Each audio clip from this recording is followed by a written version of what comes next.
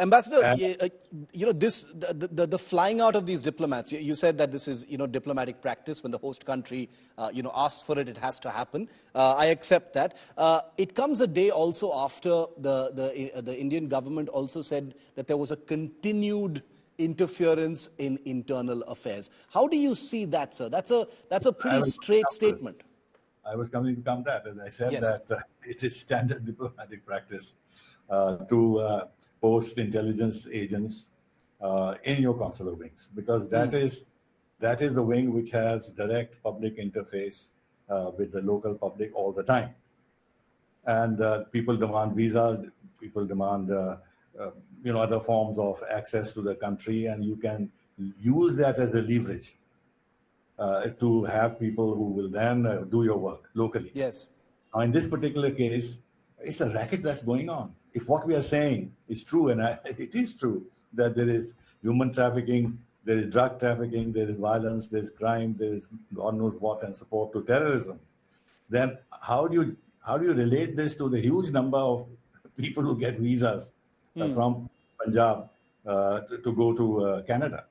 There's a racket that is going on. Yeah. On the other side, the pro-Khalistani elements who have a say in government, because the NDP leader is suspected of having these links, and otherwise also the weight of numbers and the vote bank politics that operates there makes their influence quite important in various Canadian governance systems, and therefore there is a nexus, and therefore this has to be controlled.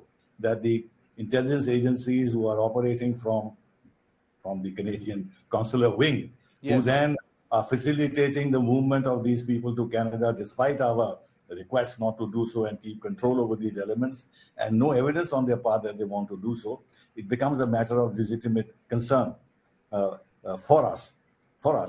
And therefore, I think we were right to ask them to pare down their numbers. And I think the next step ought to be, if these things are not resolved amicably and the Canadian side still does not curb the activities of these people, and latest clips that I've seen seem to show that in this Gurdwara in Canada, the concerned Gurdwara, they're still putting up posters asking for the assassination of Indian diplomats and this and that. Now, if this carries on, I think we will have to close the Canadian consulate in Chandigarh and have the people come to Delhi for their visas, where police controls and other controls can be much more effective than in Chandigarh. So if we want to go to the root of the problem, unless, of course, the Canadians start playing ball, I don't know if they will, I think this will inevitably be the next step.